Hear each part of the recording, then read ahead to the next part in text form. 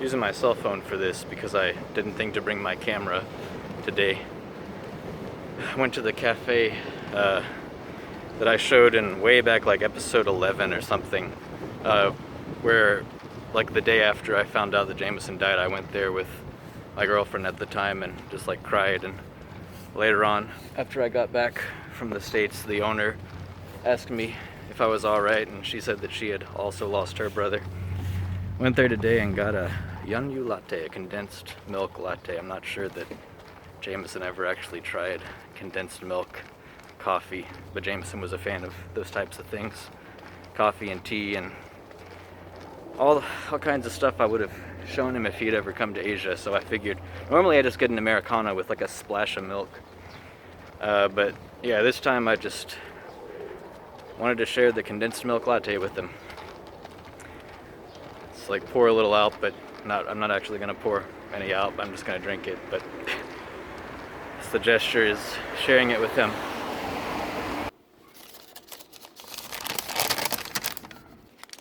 I got a couple macarons from the delightful little store by my school, in addition to the Yen latte, condensed milk latte. Jamison's never tried macarons, as far as I am aware. They also had egg tarts there, and I don't think he's had those either, and I really like egg tarts. Didn't get them though, didn't feel like it. This is making me wonder if this, the idea of sharing stuff with him was maybe just an excuse to get something nice today, treat myself today. Not that I think there's a problem with that. Should probably try and feel good, do something nice when I have the opportunity. I don't guess I see why Jamison and stuff surrounding him shouldn't be an opportunity to, you know what I'm saying. I don't really see why it shouldn't be an opportunity to treat myself and do something happy and think about, oh, if I could have shown him, and think about things like this, as long as I don't get bogged down in it, as long as it doesn't take over my life. Which I guess you could argue making videos kind of has for a while, but that's, I don't know, that's kind of a different thing, I think. Anyway. I'm done teaching for the day, so I'm going to sit here in my classroom and enjoy this stuff.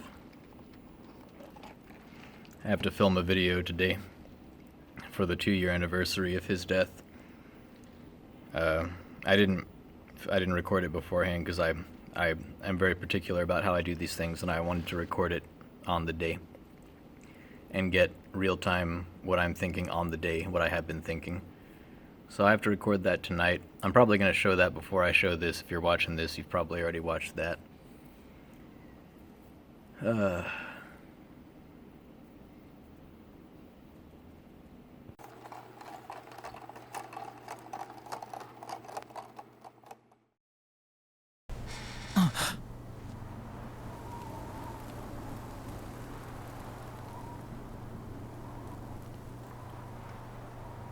Tara! Ven! Tara! We found you!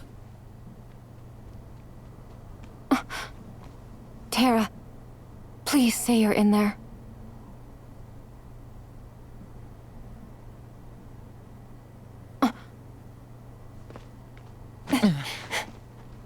What gives, Aqua? I know that you're not him. Huh?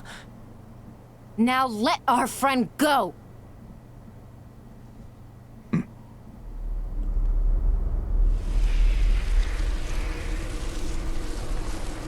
don't want to try this again. He is their 13th. Today is the day you all lose. What?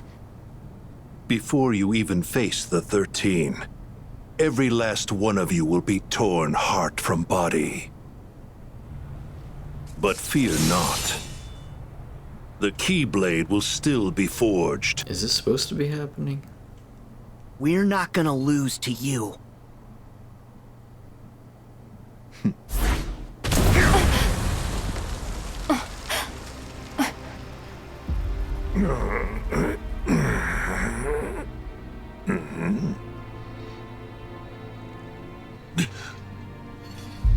Okay. Oh. Lingering will. Got you, Xehanort.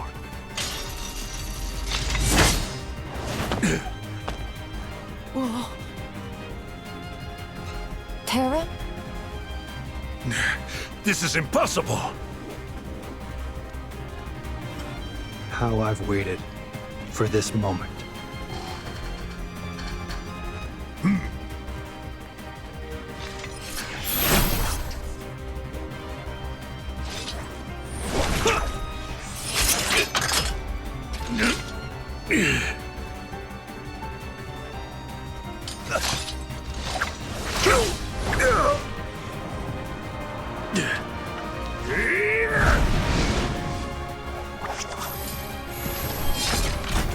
Oh.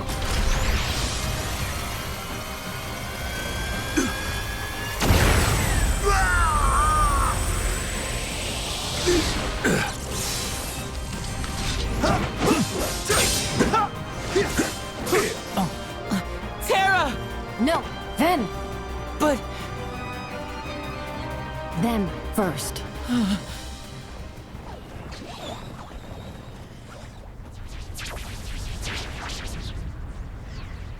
oh,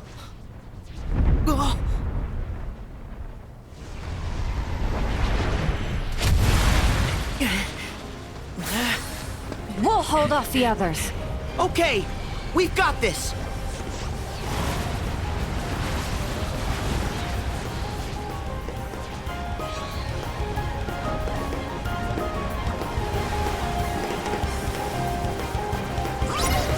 Let's see.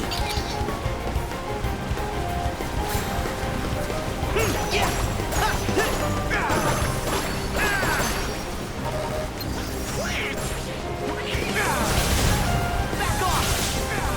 Back off! Back off! Back off! Back off!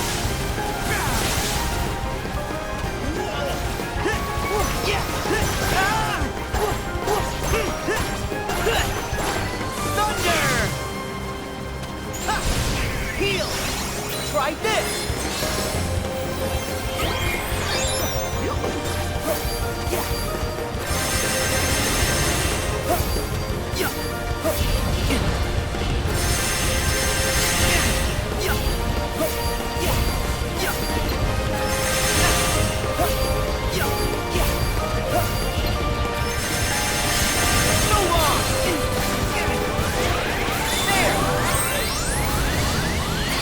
Thank you! Light!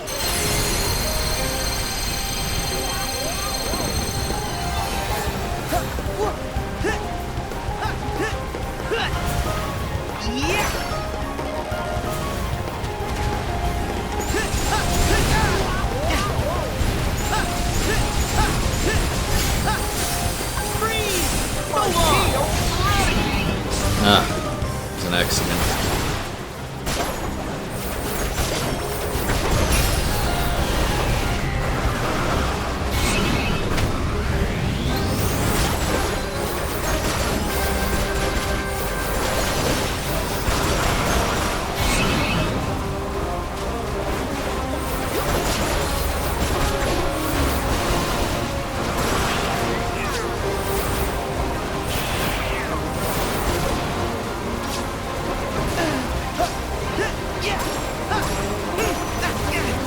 This music. Okay, I would like to get out.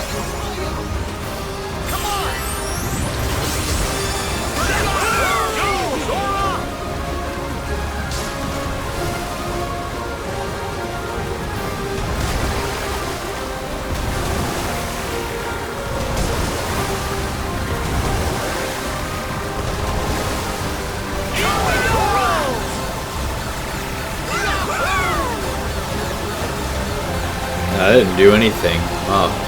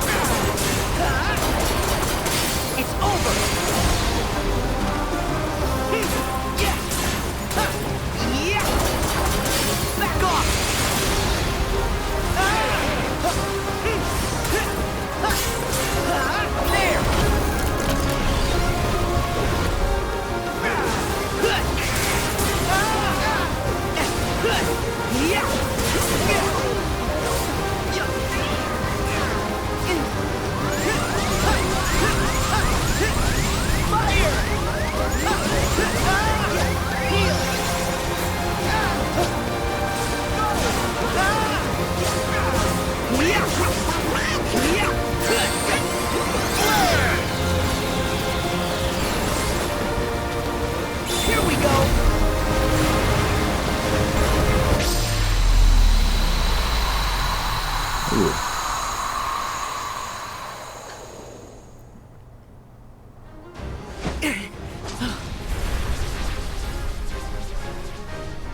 Come on!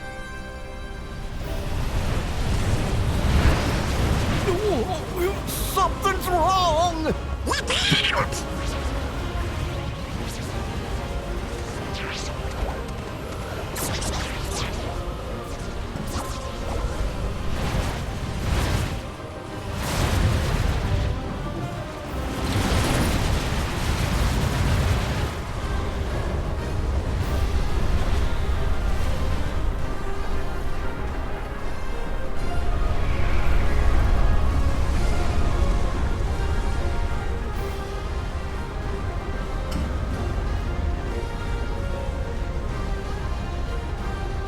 What now?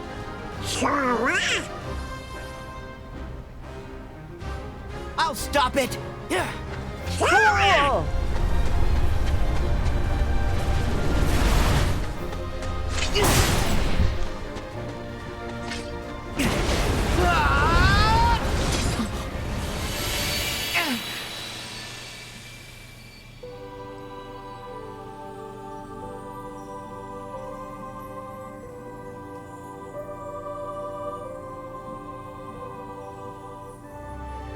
Need some help?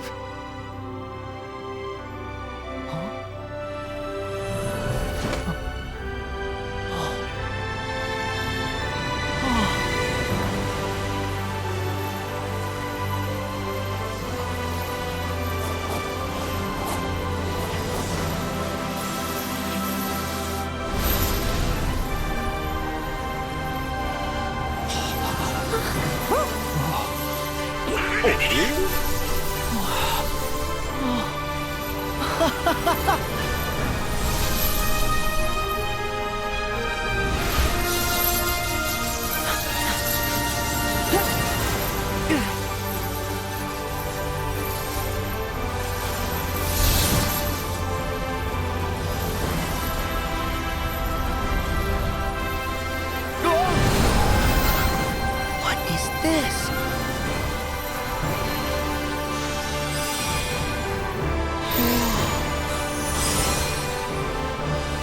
All right. Let's go!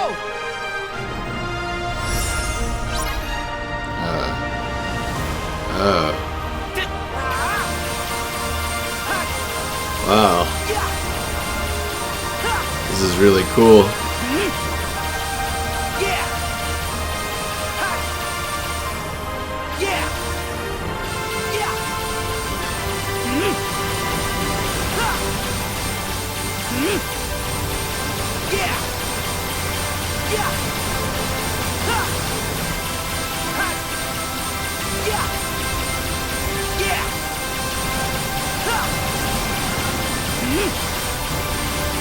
Now's our chance!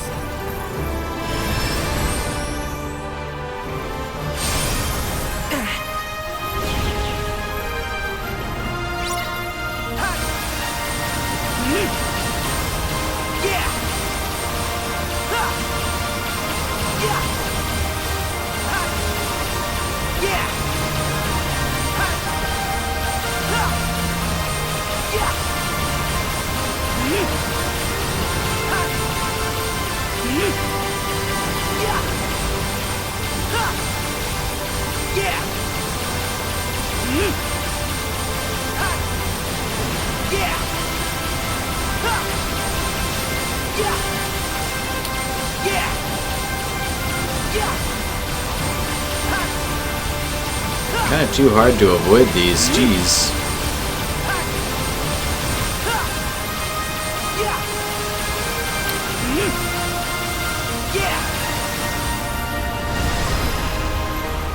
We're almost finished! And now!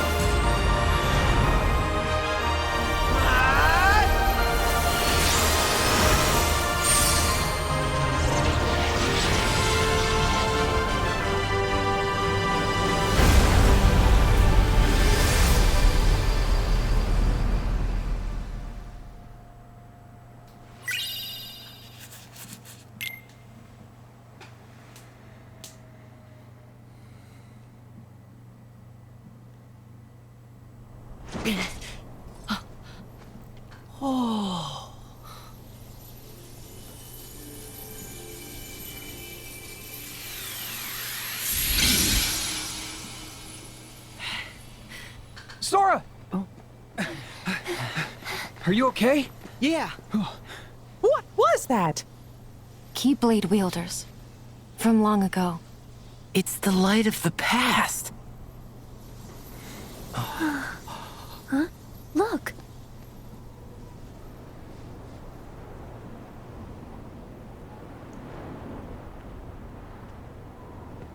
Just Riku send replica. out the big bad.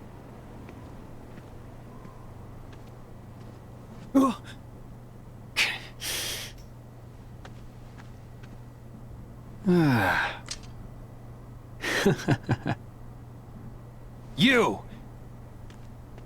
The organization's been using hearts. One Xehanort got to in the past and has influence over. So, that must be you from when Ansem had control of your heart. Yeah. How could I forget? Oh, it's not the replica? I'd say that was our finest hour. Wrong. My hour of weakness. You sure? How about we find out?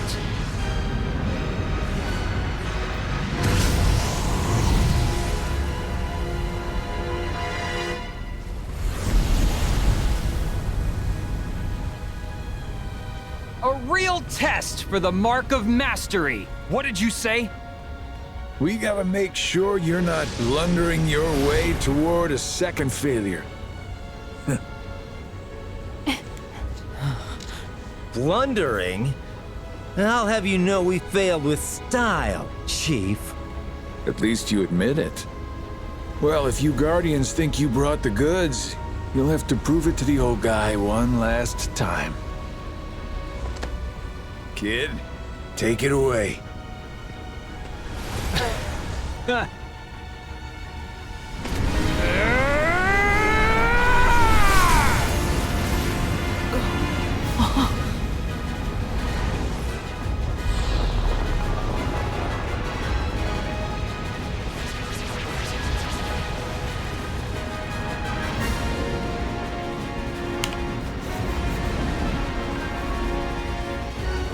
This again?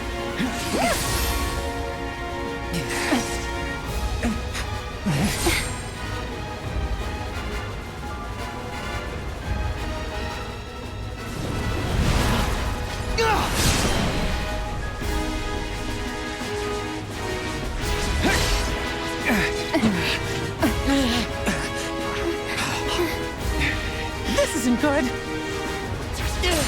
Form up, now!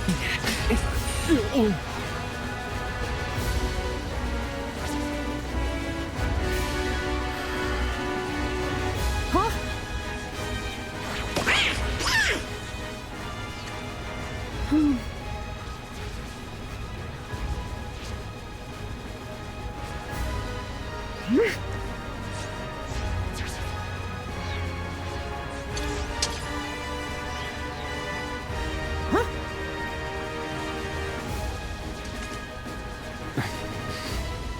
If you try to use time magic against these numbers, you won't have enough strength for the final battle.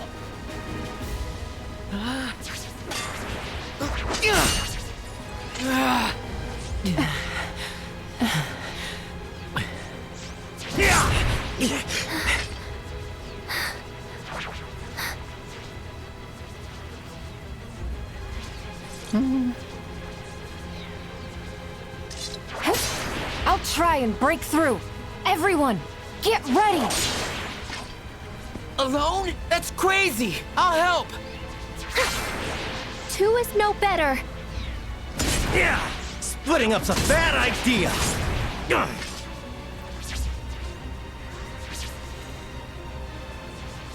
There's way too many! We're finished!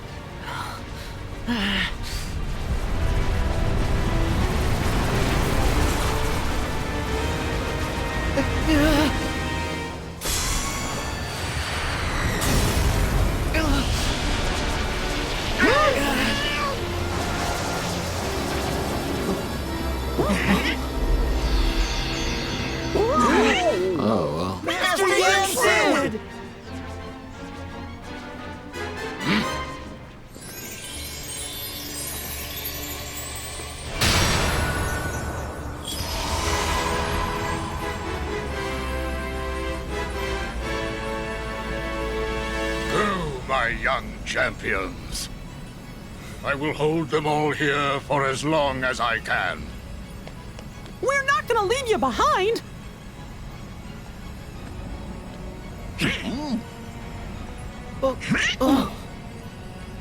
guys go on! Me and Donald will stay here. The two of us will back up Master Yen Sid. Donald. Goofy. You are all bad by yourself, Sora. Don't worry, we'll catch up with you in just a bit. Okay. We'll regroup later.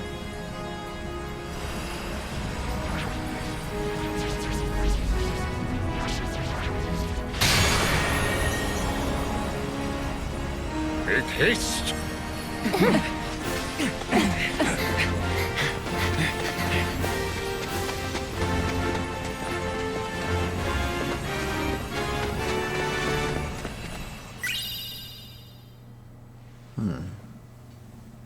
Oh.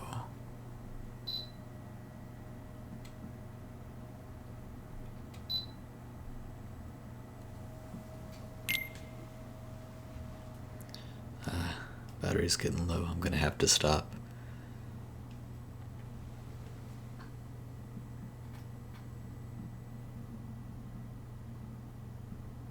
Let's hope I can save first.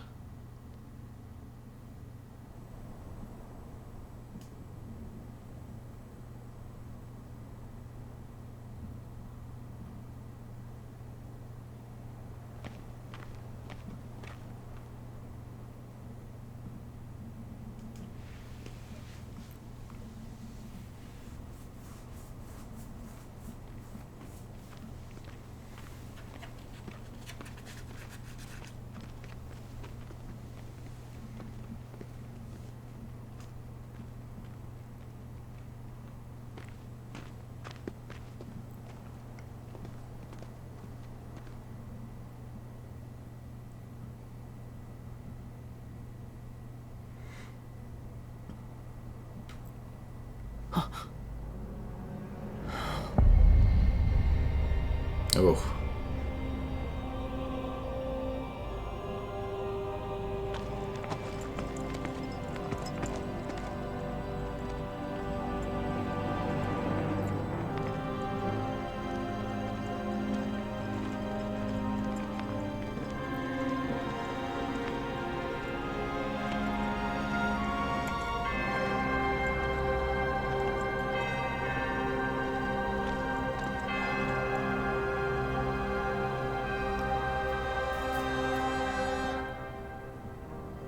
Today, we join these other wielders and leave our mark on fate.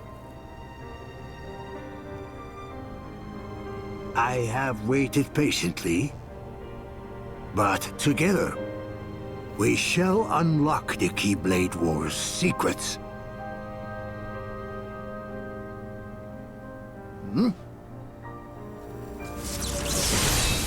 Now, we forge it. The ultimate key. The Keyblade.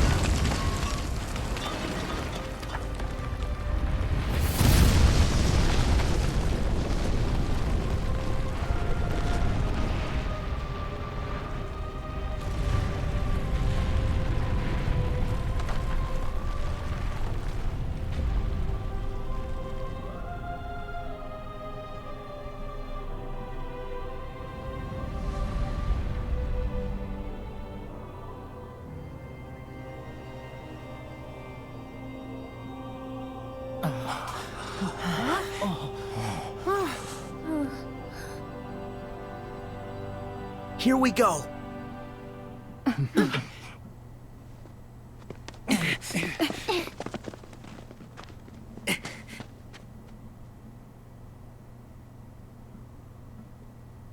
Yeah.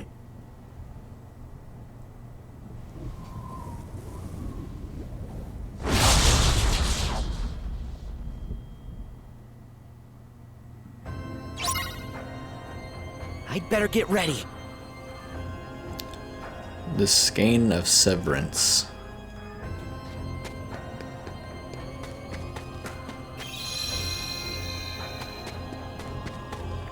Yeah!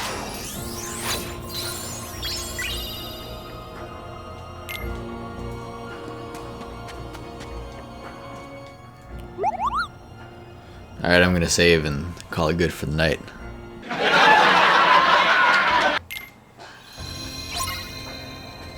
The others must be in here somewhere.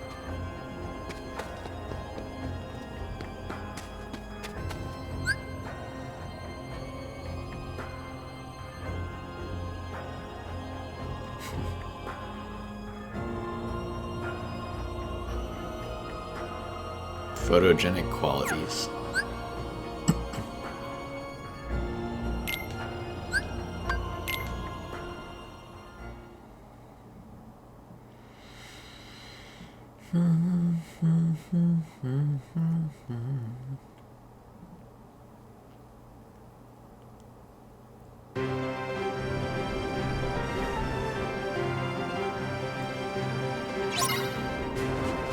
Yeah! Huh. Back off! Back off! Yeah! Thunder! Back off!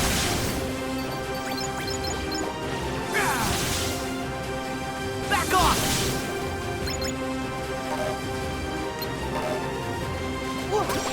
Yeah!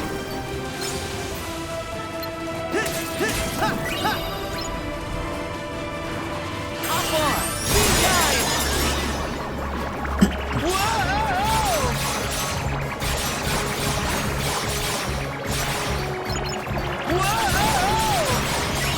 My other tea cups are empty.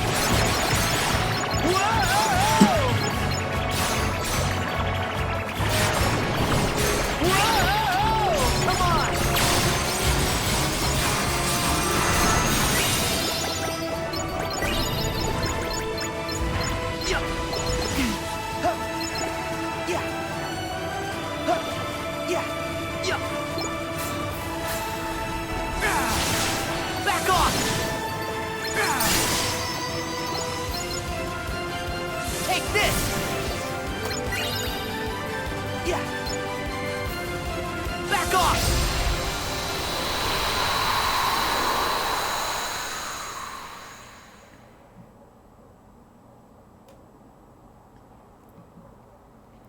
I feel like we fought enough swarms of regular enemies. They don't need to be putting these in the presumably the last dungeon, last area. It's kind of weird.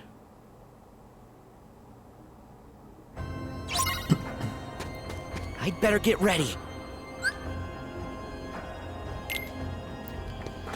Okay.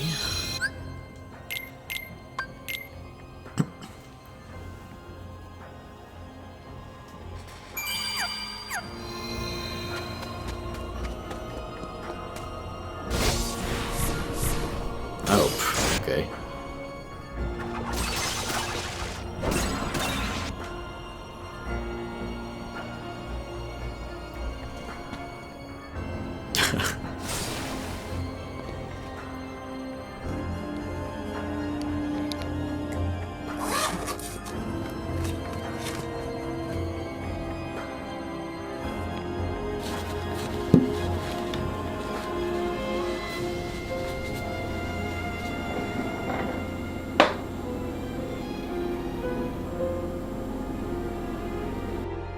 Today is Tuesday, June 18th, 2020. Today is the 2-year anniversary of Jamison's death. Behind me is the video that I did for the 1-year anniversary. It was episode 17 of this series. A whole year later, this is going to be episode 42. It's been 2 years since Jamison died, like around... would have been like a few hours from right now, like sometime tonight. It'll have been 2 years from the moment when my dad called me and told me.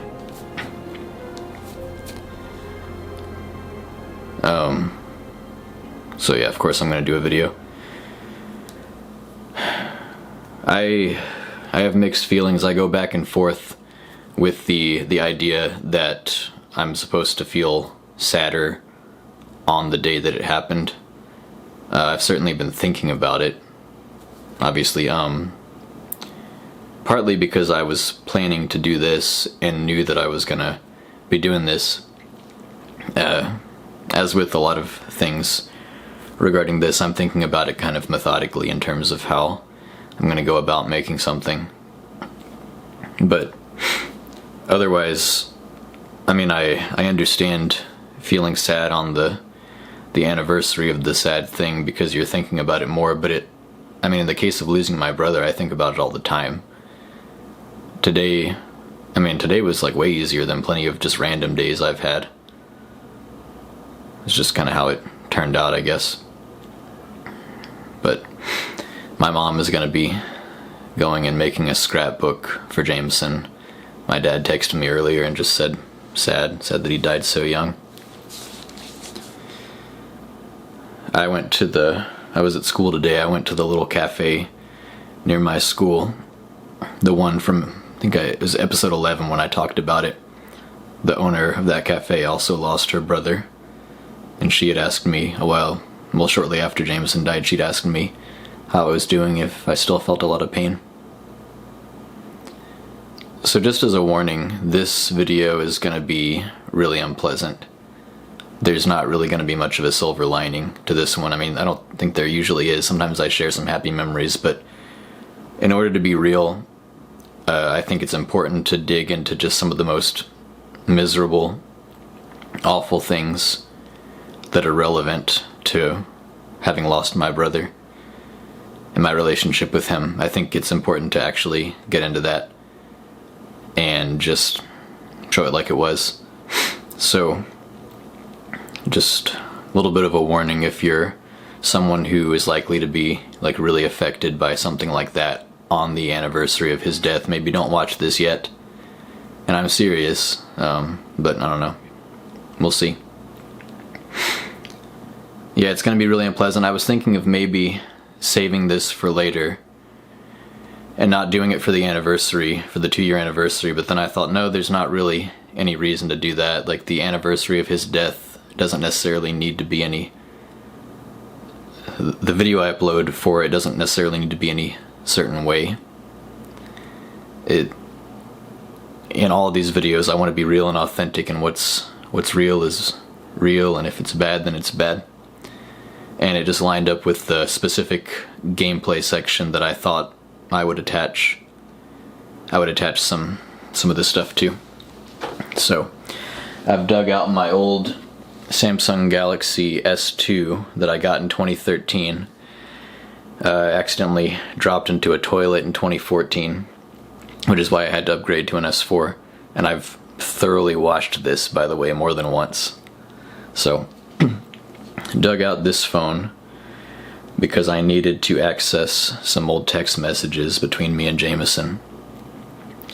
I had sent him some pretty angry messages when I was living in Seattle, around the time he was at his lowest, when he was addicted and he was doing drugs and he had been continually messing up and stealing from our family and stuff. This was shortly before he finally went to rehab and got clean, got straightened out.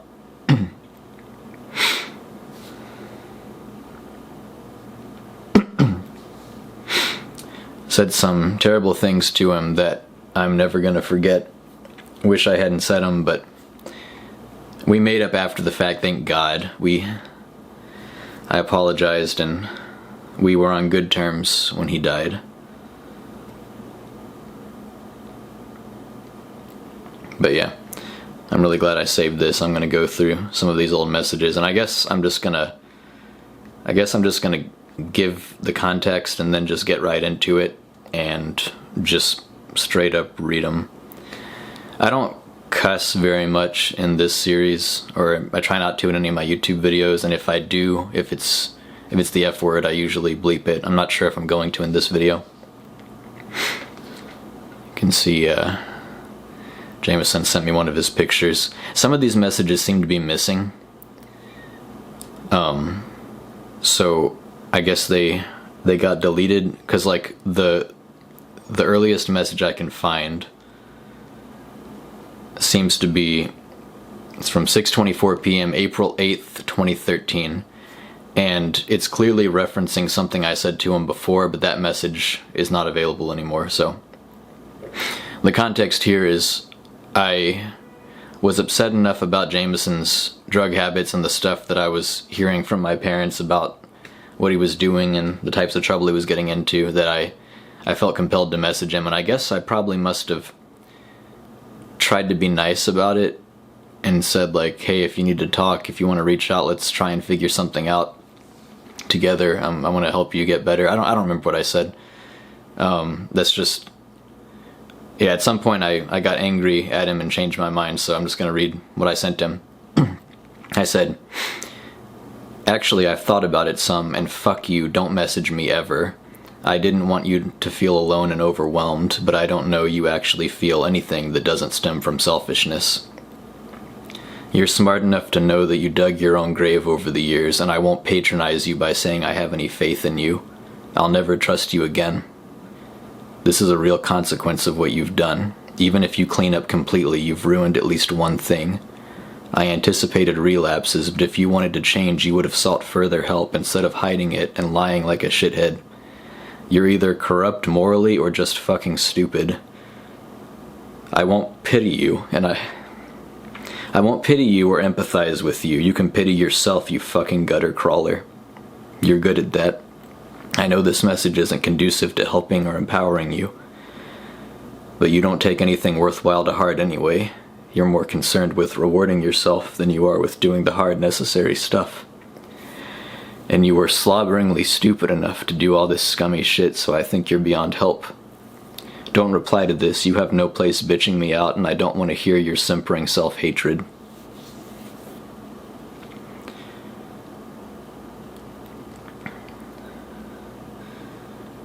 Apparently some of these must have been deleted or something. The next message is from June 29th, 2013. It's 5:34 p.m. Maybe some of the back and forth had been on Facebook, although I don't think so. But anyway, my next message to him, I said, there's a lot of stuff about you that confuses me, like how you're not an idiot and recognize bad and dangerous situations for what they are, but have still put yourself in them time and time again. How you aren't bothered by so many of the people you associate with having flimsy morals, and how you forgive and forget about that stuff so easily.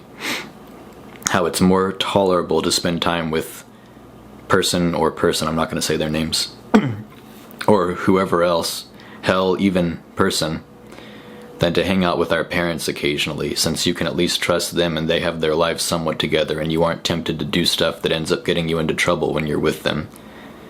Why you don't like telling people that you love them. Why you think weed and alcohol aren't a big deal, when you yourself have said that weed has wiped out your long-term memory over the years, and they both don't really spur you to do much of anything. This all sounds like criticism, and I guess it partially is, because it's probably pretty clear what sorts of things I think you should and shouldn't do, but I figure you have reasons, I just don't know what they are. I wish you'd just straighten up, I use quotes. But it seems like you aren't interested in that sort of lifestyle. I don't know if you feel fulfilled from getting some alternate experience and insight that many people don't, or if you feel like you're living life, or what. But to me it seems like you could be enjoying your youth a hell of a lot more than you are if you'd stop shooting yourself in the foot. I'm not trying to be snippy or anything. I feel like I've got you talking, so this is the time to say and ask this stuff.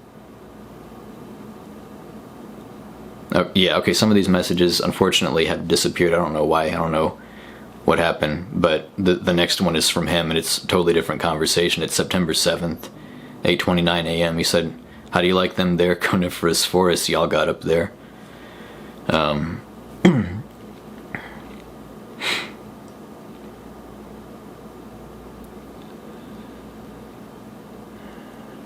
One of the people I referenced in an earlier message, Jamison brought him up in this one.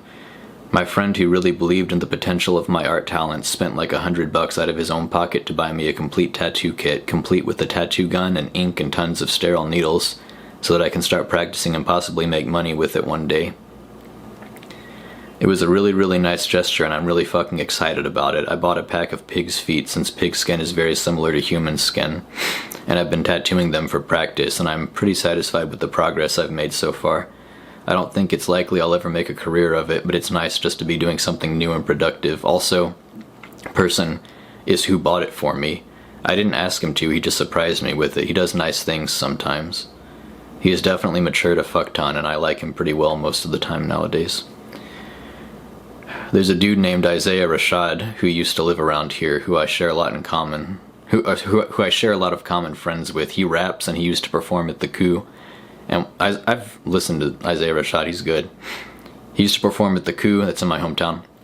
And one of my buddies used to upload his videos on YouTube for him and shit. He was/is so goddamn talented that after hearing one of his songs I couldn't help but immediately listen to every other song he'd ever recorded over and over again. Some 25 or 30 songs for hours at a time. Anyway, he is fucking brilliant. But the hip-hop industry is so saturated with new artists trying to make it somewhere that I didn't figure he would ever achieve anything more than popularity in the local Middle Tennessee music scene. But a few months ago, he was contacted by the CEO of Top Dog Entertainment, which is one of the top and most exclusive record labels in all of the genre, with only 7 or 8 artists in its ranks, one of them being Kendrick Lamar. In case you don't know, Kendrick Lamar is probably the single most esteemed rapper in the world right now. Isaiah ended up being signed to the label, which is comparable to if Hometown was a local band in our hometown, Clarksville. I really liked him. They don't play anymore.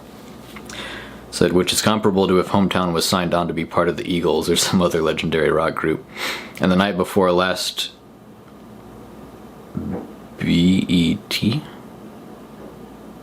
And the night before last, BET had its 2013 Hip Hop Awards ceremony, and Isaiah was in it rapping alongside the biggest names in the industry on national TV. And then he was interviewed and had one of his music videos played on another show on BET. All the while, insanely popular artists who make millions of dollars a year from rapping are publicly praising him as brilliant and saying that he has the potential to be one of the best ever. It's like a fairy tale. I can't really find words to adequately express how happy I am for this dude. Partially it's a feeling of disbelief because things of this caliber never happen to people I know, but mostly I'm just excited to see how much further he goes. Shit is crazy, dog. He said, if you become famous, I'm going to leech off of your fame to slingshot myself to semi-fame. I must have mentioned my book. He said, I'll throw a book reading party for its release. Have the audiobook version narrated by Kevin Spacey playing in the background while the guests eat shrimp cocktail. Yeah, I wonder if some of these were lost when I dropped my phone in the toilet back then. My next message was November 10th, his birthday, November 10th, 2013. Sent it at 10:20 p.m. Probably Seattle time. Probably Seattle time, but I might have been in Tennessee for that, actually. I don't think so. Okay. I did go back in 2013 around Thanksgiving. I said, so don't take this as accusatory nagging. I have a better reason for bringing it up. You're really concerned about the future, feel hopeless, but it seems to me that you miss/ignore a lot of advice and opportunities to get a step or two ahead in making things better. I offered to help you apply for Starbucks, and I meant extensive, real-time talking and working on it together. And you seemed up for it, but then I didn't hear about it again. You knew your job was ending and that if you didn't find another, you'd be doing basically nothing. But you didn't go for it. What I'm wondering is, do you not seriously think anything will help? Do you maybe not believe that you can get anything worth having at this point? Are you crippled and kept in a state of inaction by anxiety and fear? None of those questions are rhetorical. Mostly I just want to know why you let opportunities slide by. Jamison said. He responded like 15 minutes later, 10:35. You're right, I'm still not a drug addict. He was a drug addict. I don't know what he meant by that. That was denial or what. I'm still not a drug addict, but that's really a non-point since I'm not moving forward. I think my biggest problem is that when people make suggestions, I recognize them as being good, but then a day passes and I fall back into my routine of not doing shit.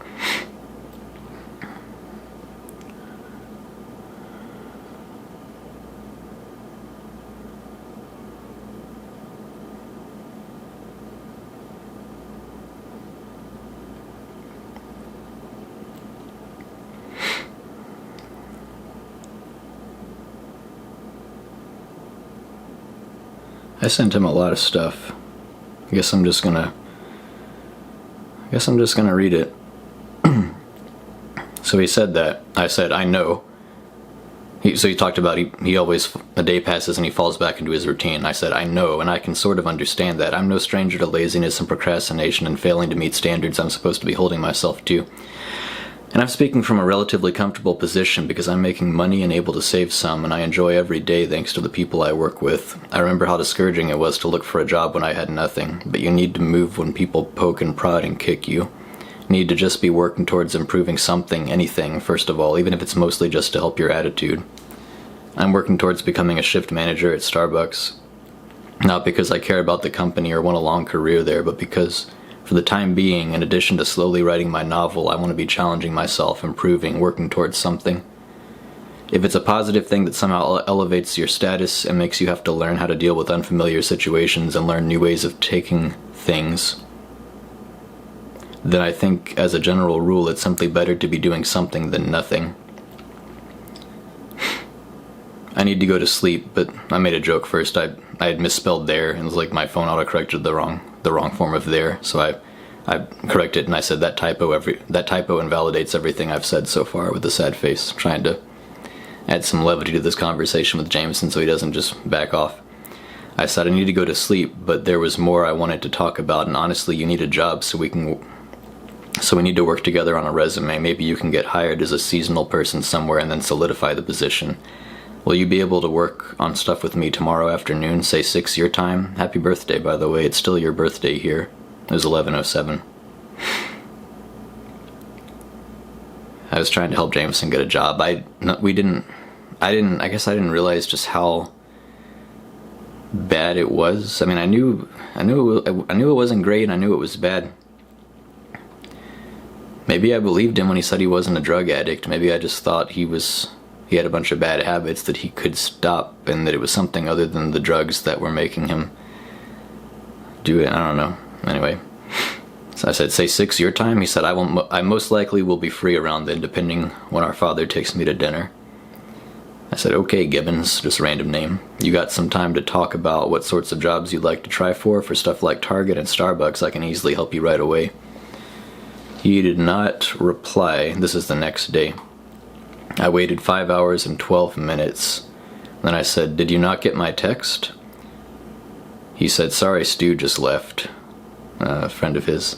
I'd really prefer a job where I won't start out minimum wage.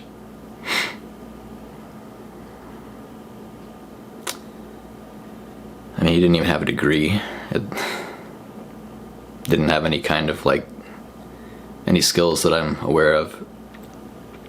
I said, let me know if you're busy next time. I'm trying to be nice. I said, let me know if you're busy next time if you don't mind. If you just don't respond, it leaves me hanging all night, and then I think there's no point in trying to talk to you about this stuff and give up for several months. Anyway, I personally think you should apply for anything and everything so that even if you don't land a better paying job, you might still get a low paying one, which is better than none, which is what you'll get if you only apply for better, more competitive ones and then don't get them, which honestly is what is more likely to be the case because there are more qualified people out there. If you spend some time working a lower paying job, you at least build up a work history and experience that will help you get jobs in the future, kind of a stepping stone thing. Rising gradually, even more slowly than you'd like, is better than not rising at all. And then in parentheses, and making no money, and missing out on invaluable networking and having no direction and stagnating.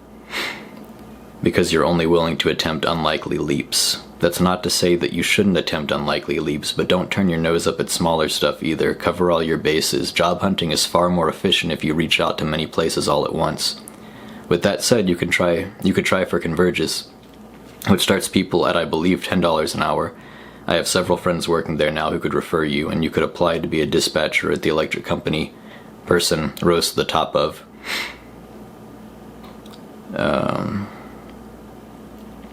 I don't guess I need to go into all this. I was trying to talk him into getting up and doing something.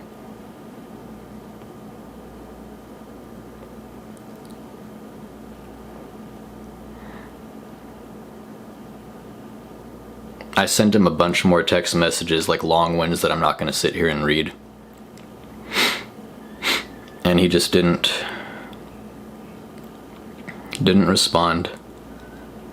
And so the next day, I said, "It's just fucking frustrating being ignored. I thought we'd made plans to talk yesterday and that you'd let me know if you were busy.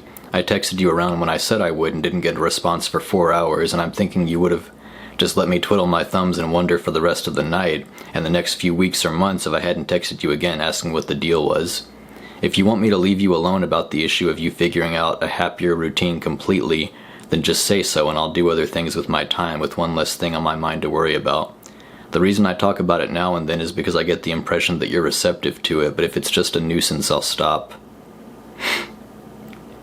He said, "I'm going to reply in proper fashion soon, I promise. I fell asleep last night and have been busy today.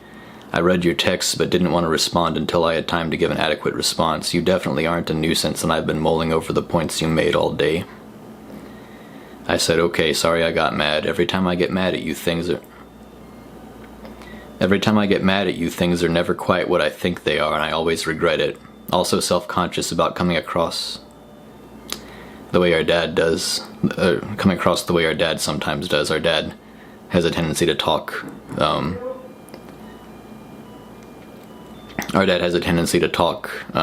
issues into the ground.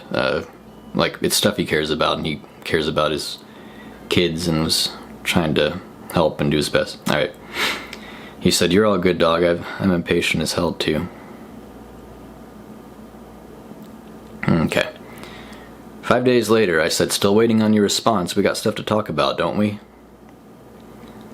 And then later I said, "It's been 5 days. Surely you've had time to talk even if it'd have been an emotionally taxing talk, and I don't think it would have been. It's not like it's all I have to look forward to, but still don't leave me hanging. Either tell me you aren't going to worry about getting a job or let's work on it." So yeah, that was, those were some messages from the period of my life where I was trying to help him and was really frustrated with him. I guess what I didn't realize is just at that point he was beyond help. He needed rehab. Yeah, and he needed to hit rock bottom. You gotta hit rock bottom before you can really start to work on yourself. When I was like pulling up some of the stuff that I'm gonna share in this video earlier just to make sure I knew where it was and how to get to it quickly. And I sent some snippets of what I found to a friend of mine who said, or who has known people who've been through similar things. And I told him, "Probably not too unfamiliar to you since you knew a lot of people with similar problems." And he said, "Yeah, there's a similar color to all those stories, same vibe of ferocious desperation." And I haven't even really gotten into some of the worst, but yeah, one of the things that I've always remembered is that initial text message I sent where I just trashed all over him, called him a gutter crawler. I was just furious at him, told him never to message me again, told him I'd never trust him again, even if he made things right. I might have sent him another one like that as well earlier, I can't remember, but at one point he responded to one of those, and I just don't have the response anymore, but I can't remember it verbatim, but I can remember kind of the tone of it, but he said, "I know. Trust me, I know, like everything you said, I agree with. I'm not mad at you, I agree with everything you said, you're right. I hate myself." He said, "I really honestly hate myself. I really hate myself." He said that sometimes when he's driving, sometimes when I'm driving, I just imagine if a car runs a red light and just hits me and just ends it. And I kind of want that to happen, to just end my life, because I hate what I am and I hate what I've become and I hate how I hurt our family, and I'm just so lowly and pathetic, and I just hate myself. And he said he would never kill himself, though. He said, I would never kill myself because I haven't completely given up on myself. And I guess that opened the door for me to keep talking to him and be gentler about it. Although, I mean, something like that seems so earnest aspects of it probably were, but earnestness can also be a form of manipulation, I think, and people who are addicted to something become really good at manipulation, emotional manipulation, getting you to feel bad for them, pity them. And I don't, it's impossible to tell how much of that he was doing intentionally or if that's what he was doing at all. I think he was earnest. I mean, I know it had to just be pretty miserable to have his older brother. It had to be miserable and embarrassing to have fallen so low in life, reached such a state, and then have his older brother, who never really got into trouble, just, all but disown him, just tear him up in that message. Just the stuff I said to him, just talk to him like he's trash. I would have been, how old was I in 2013? Like 24, 25? I was 25. I turned 26. So I was 25 when I said some of that stuff to him. Yeah, it couldn't have felt very good. But I was angry. It's like up in the air whether or not any of that's justified. That's something people can talk about. He just caused my family a lot of misery. He caused himself a lot of misery too. So, we're all victims in this. He was a victim of himself. We were victims of him. He was a victim of my rage there.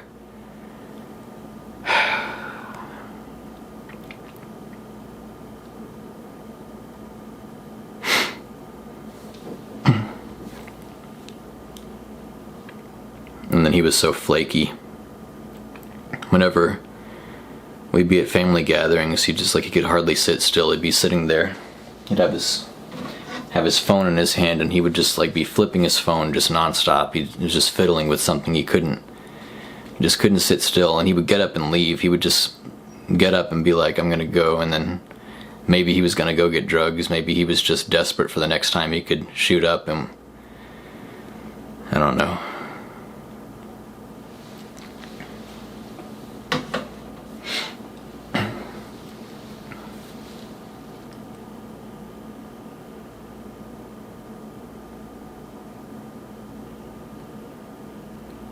He got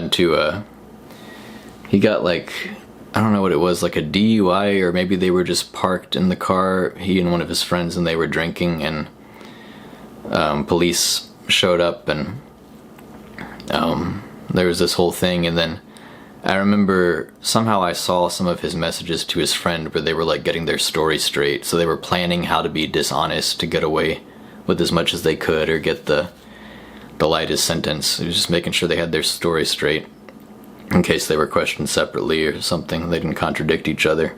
Good at manipulation.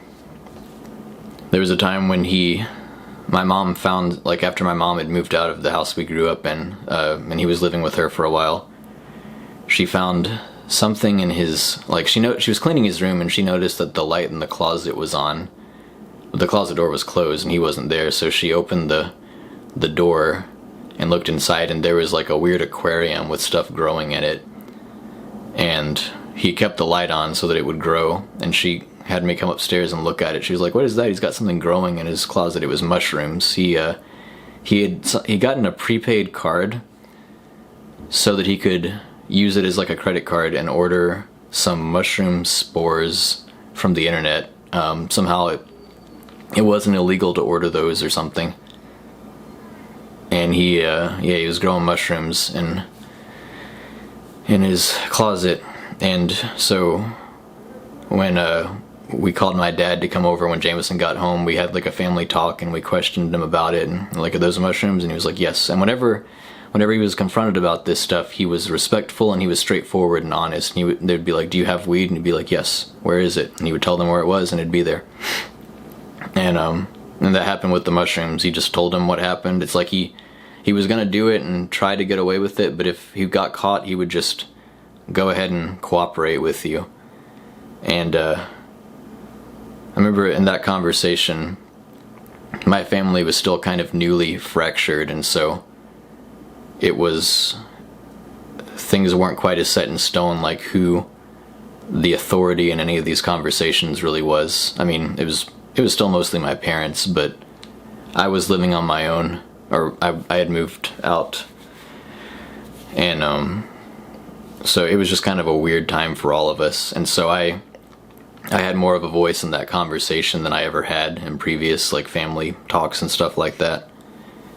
And I remember trying to be, like, gentle with him and understand where he was coming from, and Jamison never liked to be seen crying. And so I told Jamison, like, I wasn't excusing anything, but I told him I know it's probably frustrating and upsetting to have something that you've learned how to make and put time into making and growing just immediately taken away.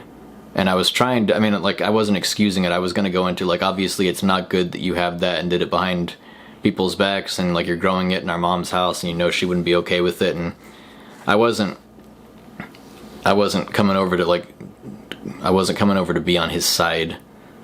I wasn't coming over to his side, but before I could finish saying what I was trying to say, he, like, started, his, like, face got into, like, quivering like he's gonna cry, and he just went upstairs. He kind of stormed upstairs because I don't think he was angry. I think he was just really determined to, like, not cry in front of us.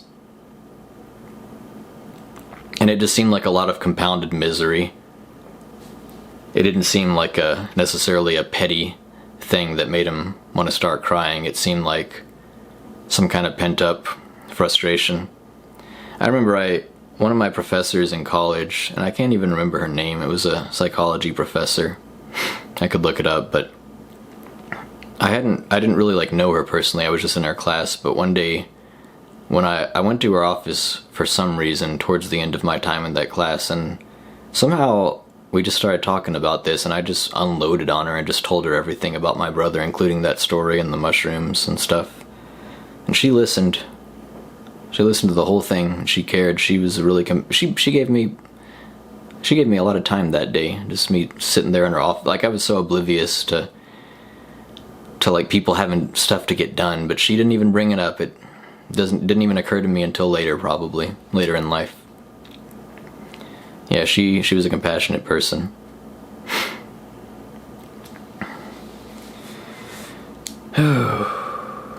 Yeah, just Jamison got into all kinds of trouble. And then some of the stuff he told me, this is where if you are, this is getting into some of, like, the details of his experience using needles when he was shooting up. So proceed with caution. But I had to look this up earlier. I had to find exactly where he said it.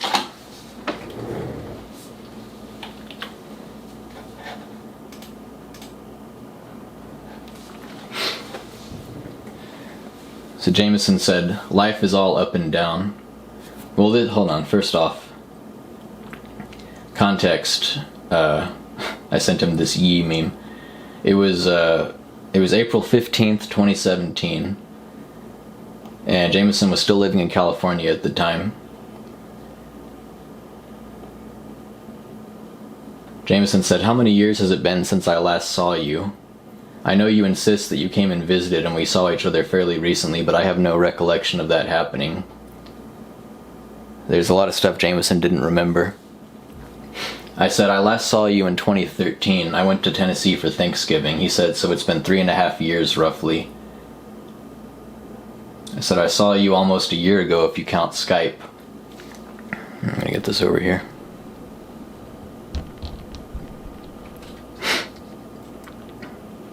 Jamison said, life is passing so quickly I'm going to be dead soon. Being extremely optimistic, I'm at least a quarter of the way done with my life, but considering the damage I've done to my vascular system, probably more like a third done with my life. This is after he'd been clean for a while. He was doing well. Jamison said, 2015 was a hell of a good year for me. The first half of 2016 was also very good. 2017 has been pretty lackluster. I think the early 2000s were pretty happy times also. I said, first half of 2015 was hard and shitty for me, coming off low times in late 2014. Second half of 2015 was great though, one of the best times of my life. That's when I came to South Korea. Okay, here's where you might want to not continue if you're squeamish. Jamison said, life is all up and down. I'm glad you moved to Seattle. Driving there opened my eyes to the enormity of the continent and the opportunities getting out of Clarksville could offer. I would probably be dead or very close to it if you hadn't moved away. Before I came here, I was shooting up several times a day, injecting dissolved solids that built up and started blocking the flow of blood. Sometimes I would use the same needle, a single-use needle meant to be disposed of immediately, upwards of 300 or 400 times before getting a new one. One time the needle was so dull that it wouldn't pierce my skin, it just kept bending. So I took a sewing needle, stuck it through my skin into my vein to create a large hole. Then inserted the dull, bent, dirty needle through the pre-made hole.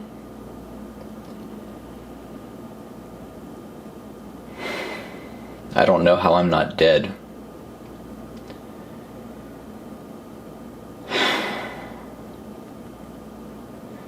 Another time I shot up and missed the vein, instead injecting directly into the tissue of my arm, damaging a nerve in the process. I immediately lost all sensation on the top half of that forearm and hand and didn't regain feeling for 3 or 4 months.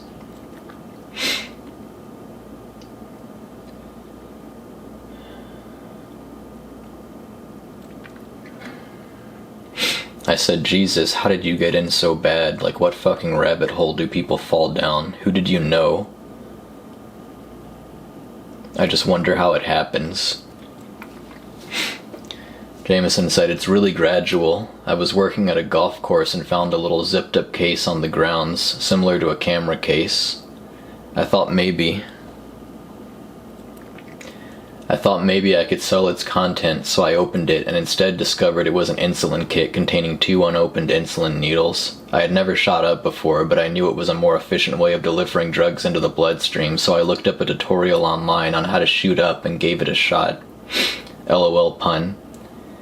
It was great because I could get more use out of smaller quantities, initially making my habit more financially manageable.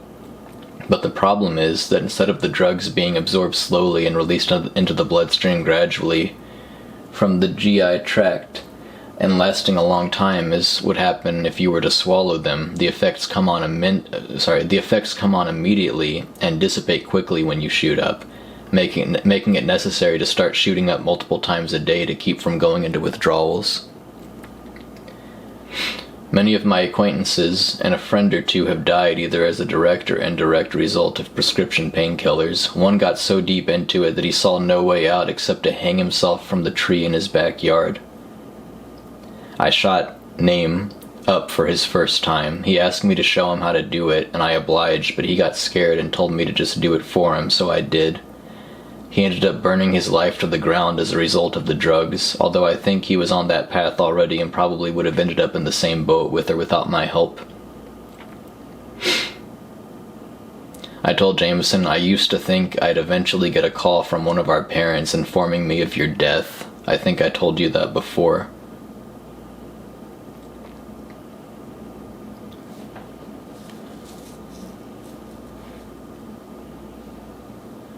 Jamison said, I came to terms with the likelihood that I was going to die very young. It didn't bother me too much because I no longer took any joy from life. Figure I'll go ahead and cover some of the sadness Jamison felt in California. This was after he was clean, but he didn't often talk to me about like relationship stuff, and he sometimes he like intentionally was as vague as he could possibly be, but he went into detail when... So there was the girl that he dated for a while. This was Catalina. They dated, and then they broke up because she moved back to Colombia, and they eventually got back together for a while when he went to Colombia, but then in between, after the first time he broke up with her, he started dating the granddaughter of the couple that he lived with that Actually, I probably shouldn't go into this. They probably don't want... I'll just be careful what I say.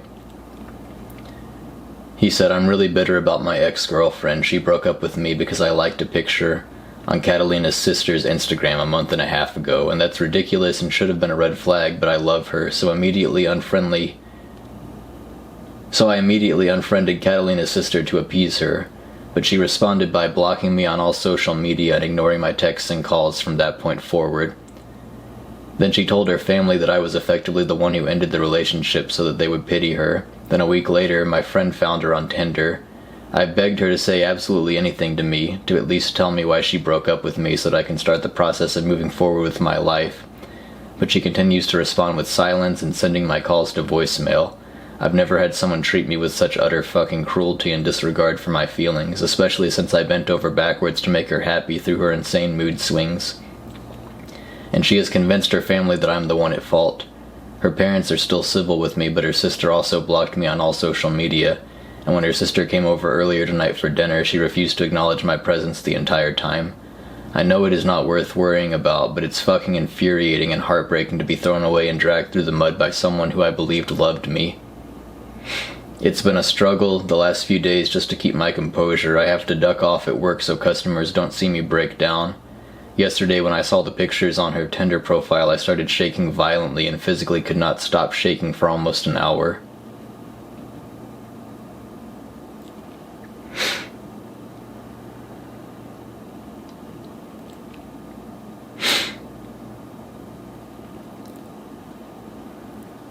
It's not a good time. I don't know. I mean, like, Jamison had dated people before that. I'm not sure what was going on here. I don't know to what extent some of this might have been made worse by the fact that his drug addiction was always present and always something he had to be fighting against, and just also the damage it did to his brain. I don't know how much of a role that played, to what extent. I'm not gonna find it, but he had told me at one point that, well, California, he loved it for a long time, but he ended up pretty sad after Catalina left. He said that the magic had gone and his days were mostly gray and he couldn't find much of a reason to be happy. So as I'm scrolling down trying to find some of the other stuff I'm looking for, I'm seeing where he and I had talked about him coming to visit me in South Korea. He had airline credit that he had to apply towards a flight before a certain time, and so we're saying, yeah, come to Korea, I'll show you around, and he was going to do that, but then he started talking to his ex again, Catalina, who'd moved back to Colombia. So I just found where he said, this was also in 2017, he said, I don't think I'm going to be coming to South Korea. I wanted to see you, but the opportunity has presented itself for me to reconcile with Catalina. I still do not know how likely it is to work out, but I think I will regret it for all of eternity if I don't do everything I can to find out. And she has invited me to come visit her, and I responded to him, yes, do that. I'd rather you do that and maybe somehow make things work with her. He said, thank you, that's what I was thinking. I said, I wanted to see you too and show you around, but this is more important. I don't know what you can realistically expect for the future, since I imagine your difficulties in being together will be the same as they were before. But you never know what'll happen, and I really want things to work there. Jamison said, yeah, I'm aware it may be impossible, but I have to try.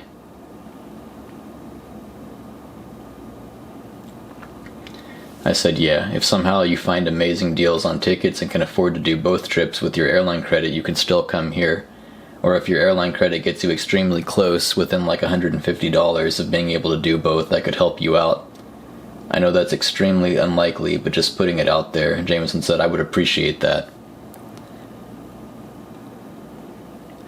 The reason I was so gung-ho about him getting back with Catalina is because she seemed really nice, and I had like met her kind of when they visited our hometown together, and our family loved her. They still love her.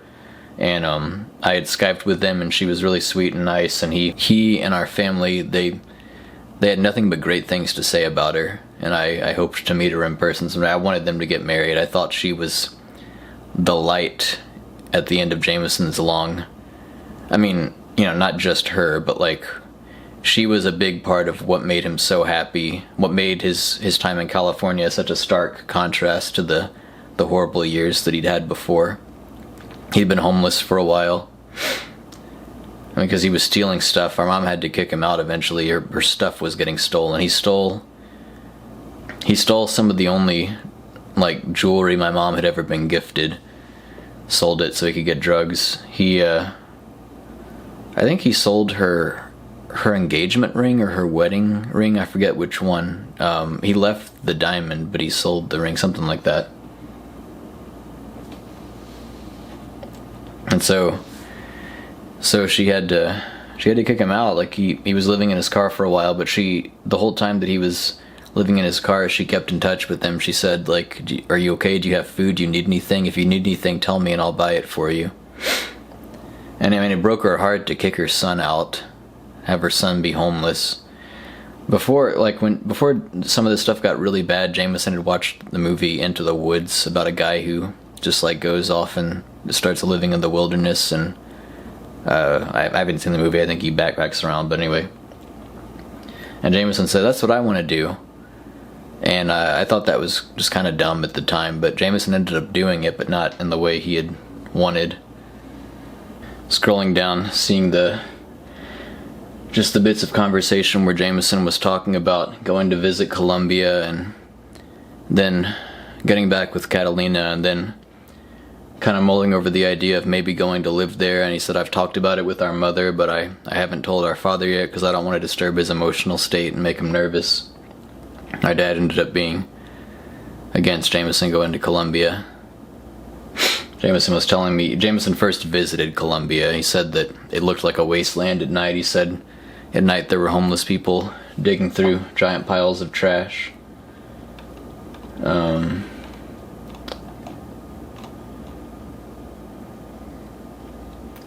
The road infrastructure is really strange and doesn't seem to make a whole lot of sense, and people tend to disregard the rules. It seems extremely common for people to drive smack dab between the two lanes instead of sticking to one or the other, but the landscape is beautiful, and I had the most disgusting malted carbonated beverage to go with one of the best sandwiches I've ever had for dinner.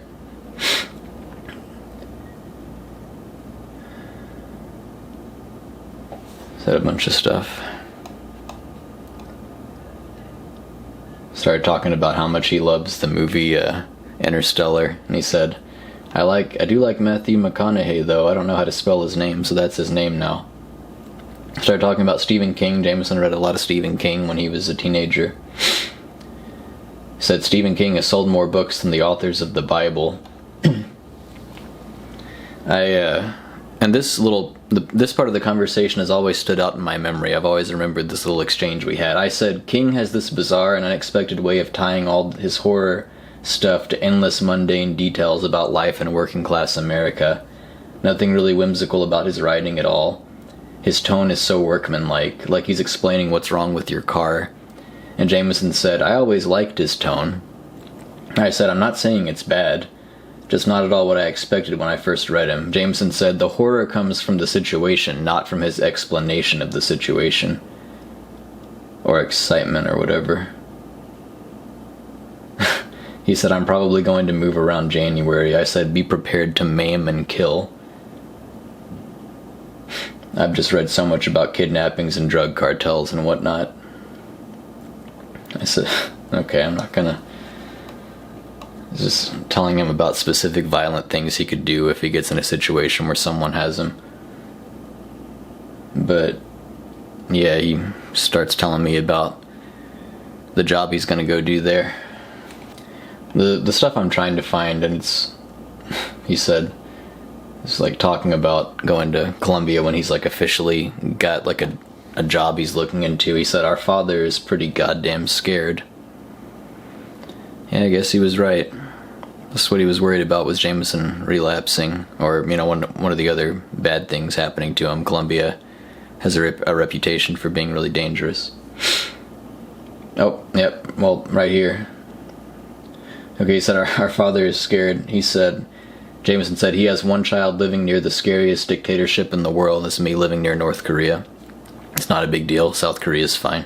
It's one of the... South Korea and Japan are some of the safest places I've ever been in my life. So he has one child living near the scariest dictatorship in the world and another son who will be living in a country that is fairly unstable politically, and deserve it or not, Colombia has a terrible reputation. Even Mexicans believe that Colombia is dangerous, and Mexico can be dangerous as shit. Jamison said, Mexicans usually have no idea about how Colombia actually is, though. Same way I have no idea what Canada is like. Jamison knew a lot of people from Mexico working in Southern California, learning Spanish and all that.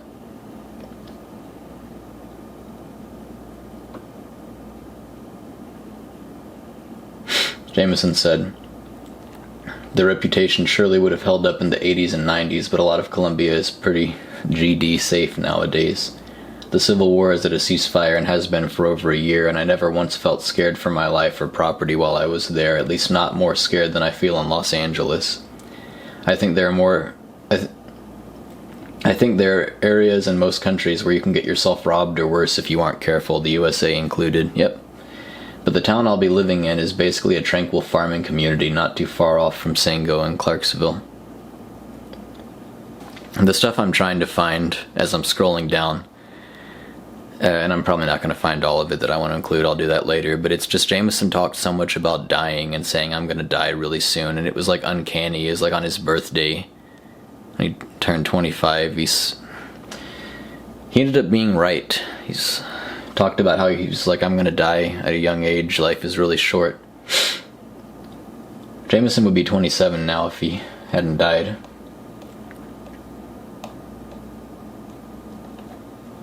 Jamison sent me a screenshot of a conversation he had with the guy whose name I guess I'm not going to include. I've looked the guy up and it's like a real thing. What I'm about to say, Jamison said, hello, the guy's name. I'm sorry I missed your birthday. Happy birthday, my friend. I hope you're finding happiness in life.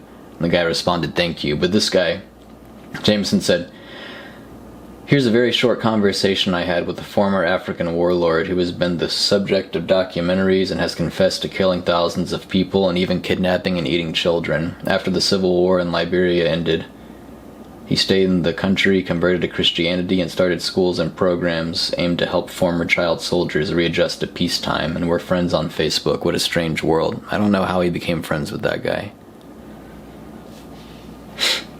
This was not, I told Jamison, you told me about him a couple of years ago, so this wasn't one of the first. So this wasn't the first time I'd heard about it. Here we go. Jamison said, I'm not really happy in California anymore. The magic is left. Catalina was a huge part of making this place so magical to me, and she's gone and not coming back. The house I used to pick her up from every weekend is inhabited by an entirely different family now. And then I told him about one of my coworkers who had passed away. One of my coworkers from Starbucks in Seattle.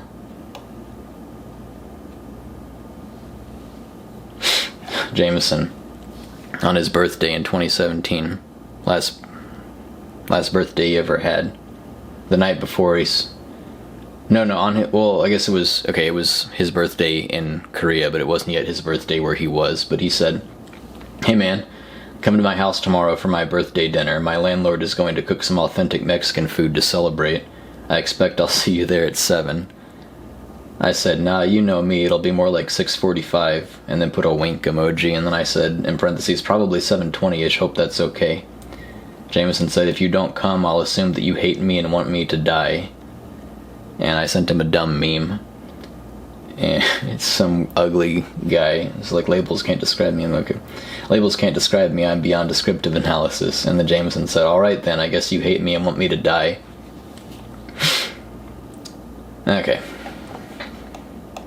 I was at school when I was having this conversation with him, I guess.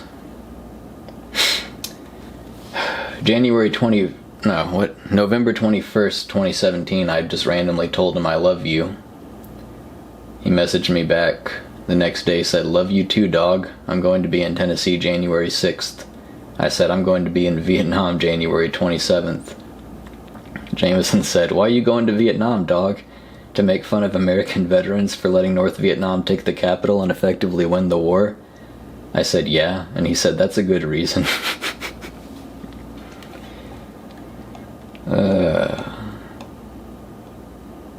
It's the part that made me feel good about myself. Jamison got way better at Spanish than I was. I was really good at it in high school, like really, really good at it for the high school classes. But and then in college I was like fine at it, but anyway. Then I just stopped taking it and stopped studying it, unfortunately. But Jamison said, Jamison like got pretty close to fluent, and he said, by the way, I remember when you talked to Catalina on Skype when I was visiting Tennessee last time, and your Spanish is actually really good for someone who studied it a decade ago and hasn't really practiced since. That was nice. Nice of him to say. He said, I imagine you could learn it way faster than I have if you ever made an effort and lived in a place with a high Spanish-speaking population. I said, maybe. I get so easily distracted these days. I've been so lazy with Korean. Oh, that's true. That's still true. It's pretty bad. My attention is split in so many directions, like making videos, playing guitar, writing a book, exercise, dating, and Korean has often wound up on the chopping block, although not all the time, but I'm nowhere near as good as I should be. That's one thing I respect about... Okay, I know enough to get by, like, in Korea, and I can kind of, like, toddler my way through conversations in Korean. Like, not all the time, but I do okay. Kind of. But Jamison got pretty good at Spanish. He like, dealt with people at work who only spoke Spanish and did fine.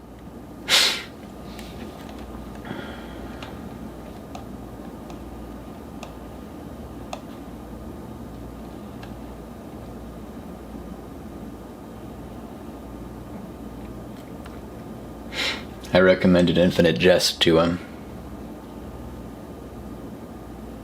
He said, I don't usually read anymore because I'm usually exhausted after work, but I'm going to need things to fill my time when I get to Columbia.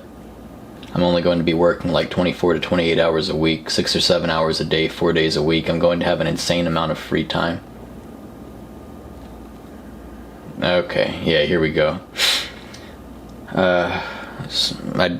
I'd tell him a whole bunch of stuff about Infinite Jest, and I said, I bring it up because I'm about to get back to reading it. I'm in a mad rush to finish it before my birthday. Personal goal. Jamison said, you're about to officially be old as fuck, dog.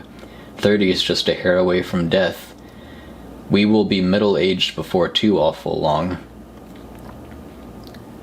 Never got to be middle-aged with Jamison.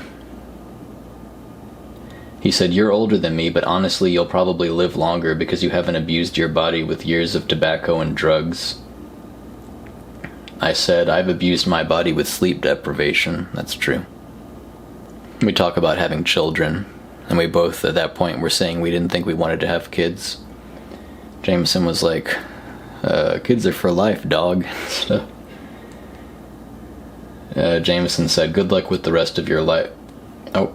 I said, I'm going to go read later, Jamalthrop. I called him Jamalthrop sometimes. Jamison said, good luck with the rest of your life, dog. I'm probably going to get married in a few months, mostly for legal reasons. You should totally spend a couple $1,000s to come visit Columbia and celebrate. I said, I'll try. I think I would have if it had been, like, during my vacation time. If he had actually gotten married. Jamison said, even if it's a great inconvenience for you and puts you in a terrible position financially, I expect you to come because I am extremely important and it would be a great insult to me if you didn't put your own life aside to make me feel valued. Just joking, in case that wasn't clear. This is the sense of humor Jamison and I had. I said, actually, I could and should save a bit more, but I'm doing fine and could afford to fly out there. It more depends on whether I can get the time off from my school. Jamison said, I would be so goddamn thrilled to show you around Columbia. I'll take you to the highest waterfall in the country. I said, yeah, that'd be awesome. He said, and several malls where you can eat KFC, McDonald's, or Subway. I said, haha, I have all those here. And he said, but are they staffed by Colombians? And I said, yeah, actually. I said, plus Burger King and a few Taco Bells and Seoul. Jamison was like, okay, then I'll take you to a real live on-the-run gas station where you can buy gasoline along with an assortment of snacks and drinks. And I said, now you're talking. Jamison said, truly nothing like it anywhere else in the world. Or maybe a panaderia where you can buy bread. Okay. I showed Jamison some pictures of the whiteboard in my classroom that the students had drawn on. Students drew like Kim Jong-un with a bunch of rockets and stuff. And Jamison said, real live whiteboard drawings. The Orient is such a strange place, full of wonder and whiteboards. Jamison. Just talking to me about some Spanish vocabulary words, and I was like, oh, okay. And like he was asked, hold on. He said something in Spanish, and then I was like, I forgot what entonces is. I love that I can still read this, though. I said, no, tampoco either, and he's explaining stuff, and then I said, gotta teach, talk to you in a bit, and Jamison said, alright dog, enjoy the next few hours of your life.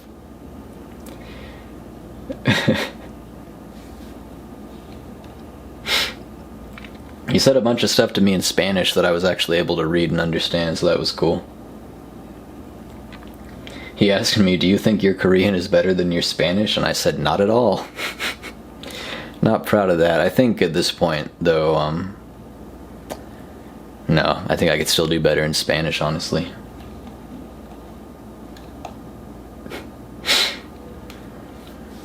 I sent him a screenshot of some search results I'd found about animal brothels that exist in places in Europe, and Jamison said, that's not good. Jamison said, today I cut my finger open damn near to the bone, but it's okay. I wrapped it up good in gauze and it'll be fine within a couple weeks, albeit with a scar that'll stick around for a few years. Yeah, but yeah. I said, I'm glad you still have your finger. He said, me too.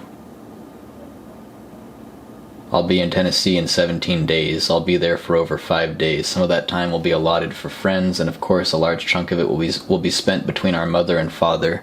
I'm excited to see Ozzy again. She's so goddamn old, and I would be surprised if this won't be the last time I ever see her. If only Floyd was still alive. I miss that cat.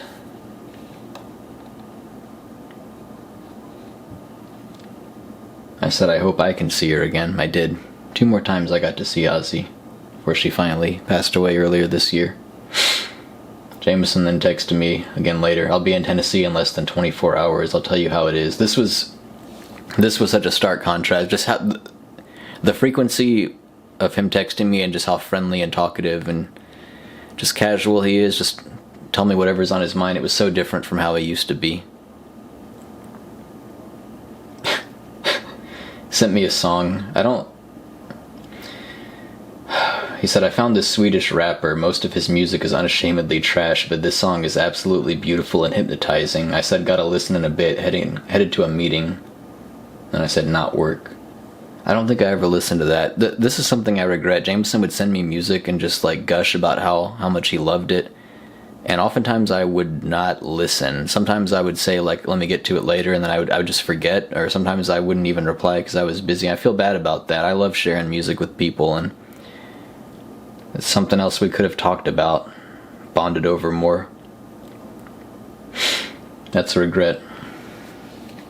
Something I regret was that I have the photo album, so beginning of 2018, I flew back to Seattle and visited for like 5 days or something like that, 6 days, I don't know. And then I flew from Seattle back to Korea, and then immediately I landed in one airport and immediately had to like hop on the subway to go to the other airport to catch a flight to Vietnam with some friends that I planned the Vietnam trip earlier.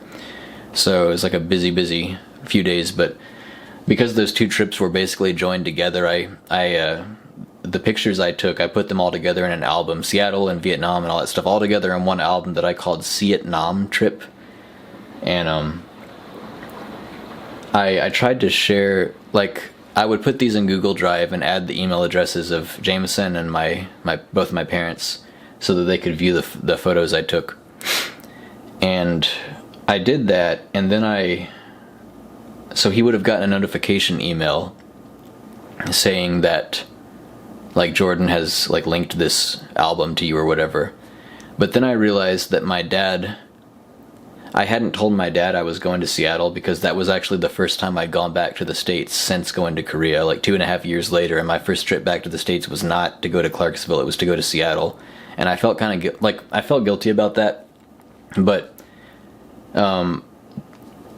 to be fair, I did look up, as soon as I saw that, like, how cheap that Seattle round trip ticket was, I immediately looked up flights to Tennessee, but it was like astronomically higher, so I was like, I can't do that, but I'm gonna do Seattle, see my friends again. But I feel guilty, so I didn't tell my dad. So then I didn't want him to see the pictures, and like know that I'd been there yet, so I quickly made that album like private again. I removed their email addresses, but they got the notifications. So Jamison never got a chance to look at those pictures. And then at some point he tried to look, I think probably he tried to access it with the old email that would have been sent to him. And maybe it didn't let him. I don't know if like that automatically made him send me a request or if he requested. But I got an email saying Jamison has requested to view your Vietnam trip album. And I don't think I ever responded to it. Like I was just busy or whatever, and I just never got around to adding his email address to it.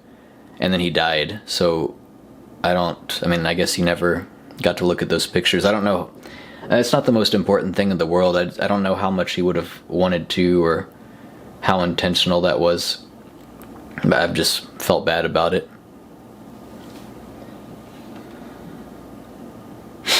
Jamison said Ozzy is still in amazing health.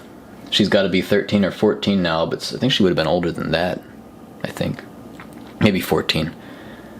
She's got to be 13 or 14 now, but she still behaves like a young cat, no health or mobility problems. She still roams the forest and kills birds and lizards and squirrels and such. I think she's immortal, probably some cat demigod.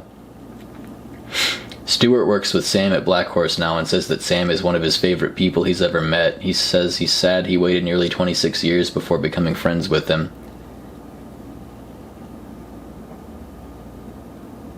Told me about some of his other friends. I met a cashier at a hardware store yesterday who I overheard talking to one of her coworkers about how she used to live in South Korea. I started talking to her about it and she said that it was amazing. She was there for 3 years or so because her husband was stationed there for the army, and she loved it. She said she would have lived there for the rest of her life if she had been in charge of where the army sent them. I accidentally thumbs downed that message, and then I said I didn't mean to thumbs down that message, and now I don't know how to remove it. And Jamison said, it's okay, I didn't even receive a thumbs down. Some point is January 24th, 2018. Jamison messaged me out of the blue, said, hello person with whom I share a significant portion of my DNA. I said, hey, I've been meaning to text you, how you doing? Jamison said, it's good. I spent my first night alone in the apartment last night. It's only a 10-minute walk from work, 10 from Kata's house, 15 from downtown, and I have 2 grocery stores, a drugstore, and a Japanese restaurant literally within 2 minutes of my apartment. I have made friends with one coworker who is a Trinidadian girl who has already been here for a year and so knows more about the city, the language, etc. And I'm hoping to meet one of her friends who is from India so that I can claim him as my friend as well. Food is so incredibly cheap here. A large lunch plate with chicken, lots of rice, soup, vegetables, and potatoes costs 7,500 pesos, which is about $250. I asked him, you happy there? And he said, yes, work is going to be a challenge because my boss spent 7 years developing an extremely specific method of teaching English pronunciation that he expects us to master in a short period, but I will learn. And I am happy here. Everyone I've met has been welcoming. The town is interesting. There is trash everywhere, dog shit everywhere, but the architecture is often beautiful and the walls are covered in artwork. And the layout is such that you can easily get whatever you need by on foot or by taking a short bus ride. I said, yeah, I love that. Jamison said there's a big gruff-looking cook who works at the restaurant directly under my apartment, and he's usually directly outside my gate, sitting on his motorcycle and smoking a cigarette when I go up the stairs to my door. We always exchange a kind of indifferent head nod when I pass. I think that's going to be our relationship for as long as I live here. I sent him a picture of me in Vietnam with a snake around my shoulders. And Jamison said, that's a big fucking snake. How was your trip? I said, good. He said, did you kill anyone? I said, nah. Yeah. I don't know, a couple weeks later, found out he and Catalina had broken up. I said, why'd you and Catalina break up? He said, I came to the realization that I only really saw her as a friend. I said, oh, okay. And that's all he had to say about it. Jamison told me about his trip to Ecuador. Sent me a picture of a sign with pointing to a bunch of big cities like Athens and Panama and Seoul. And they spelled it wrong on the sign. They spelled it like Seoul, but it's Seoul. Like, well, technically it's 2 syllables, Saur. But, he said that sign is pointing to Seoul. I took this picture in Ecuador, about 40 feet from the equator line. My vacation was okay. I saw a lot of beautiful things, but it was extremely rough. 46 hours straight of traveling in bus to get from my city to Colombia. My city in Colombia to my hostel in Ecuador, including 10 hours standing in the immigration line to cross the border from Colombia to Ecuador. It took so long because there were hundreds and hundreds of Venezuelans trying to cross into Ecuador, fleeing their home country because Venezuela is run by a dictator who has turned the whole country into a hellhole of poverty, starvation, and rampant violence. In 2016, there were 28,500 murders in Venezuela, 20 times higher than the USA, even though the population of Venezuela is less than 10% that of the USA. Anyway, over the course of a 7-day trip, I spent nearly 3.5 entire days riding in buses. I camped inside a volcano crater, though, and saw a bunch of waterfalls, and got into an argument with a drunk homeless guy at midnight outside a bus station. Didn't die, though. A lot of the country is so mountainous and remote that the people don't even speak Spanish. They still speak the same native tribal language that their ancestors have been speaking since before Christopher Columbus arrived 500 years ago. Oh. Bunch of stuff. Jamison said, I love my current job, but my employer doesn't have enough money in his bank account to meet the new requirements set by the government this January for hiring foreigners, so I have to find a school or learning institute that is large and rich enough to be able to provide me with a visa. I have slightly less than 3 months to find that job. If I don't find it within that time period, I have to exit Colombia for 6 months, in which case I'll likely move to Panama or Ecuador.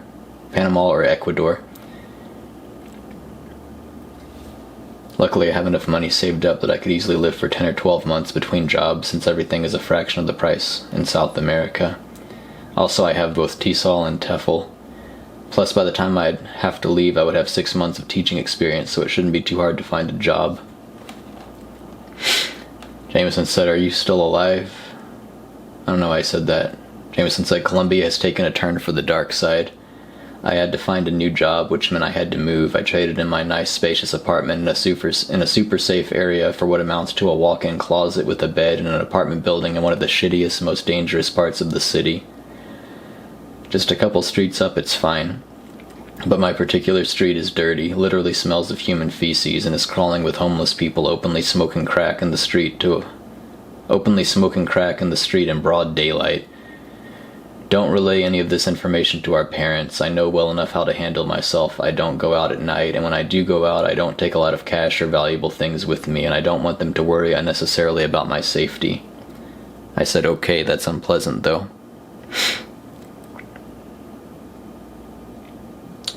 I don't think, even if I had told my parents that, I don't think anything really would have changed. I don't know, and nothing can be done about it now. We trusted him at this point. We thought, as I've said before in the series, we were naive. We thought he was over it.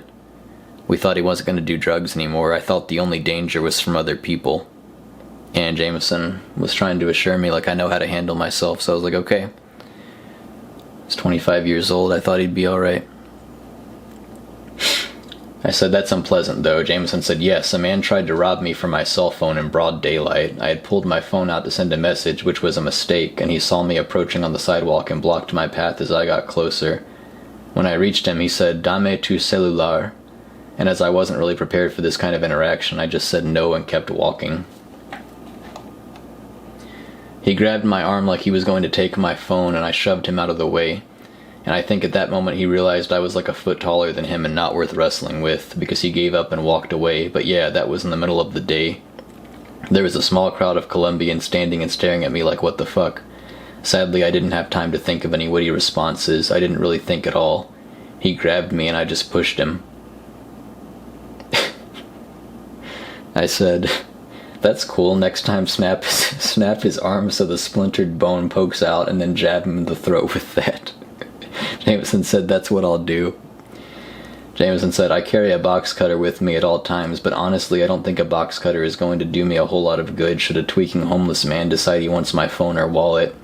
I think my best asset is the fact that I'm way bigger than most of them.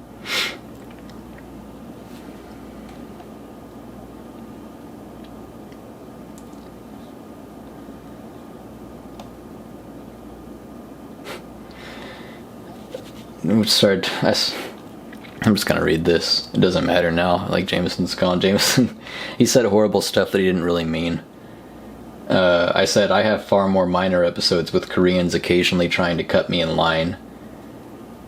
And Jamison said, ah yes, Colombians do that as well. They have no concept of ducking courtesy or how to behave in those situations. I'll be standing waiting in line to check out at the grocery store and they'll just blatantly step right in front of me.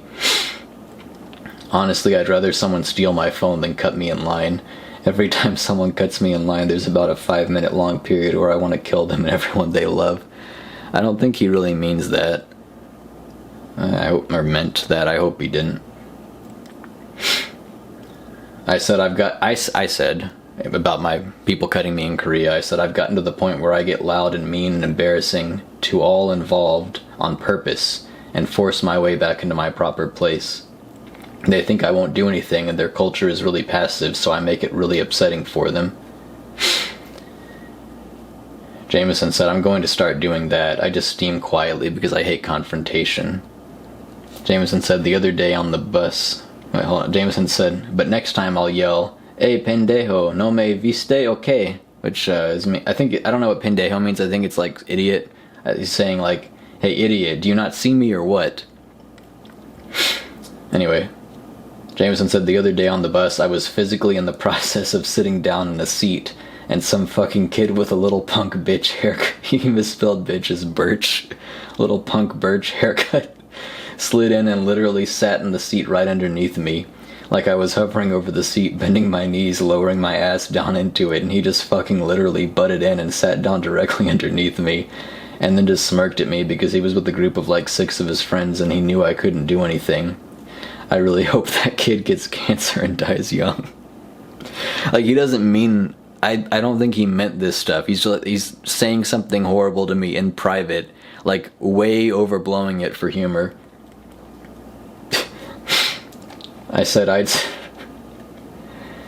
Jamison said he was probably like 21, more years than his bitch ass deserves.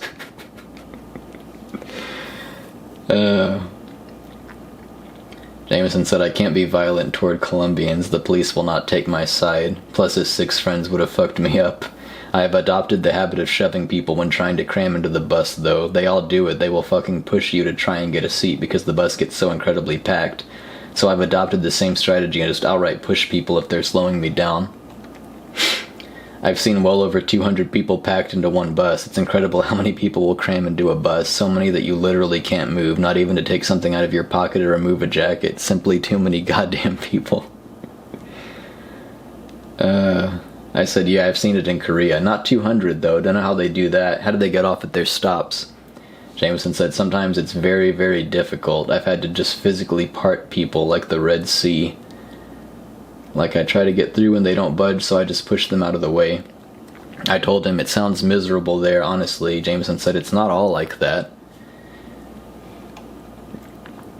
He said, Colombia is honestly a gorgeous country. There are just some parts that suck.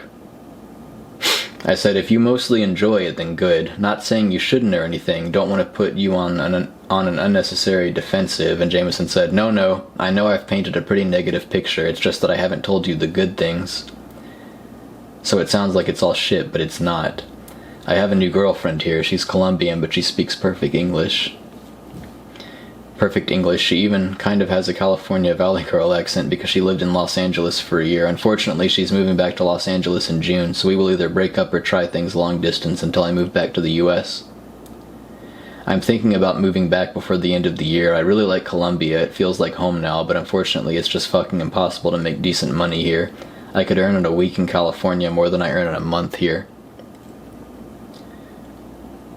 He said, and yes, the cost of living is significantly lower here, but it still doesn't offset how little I make.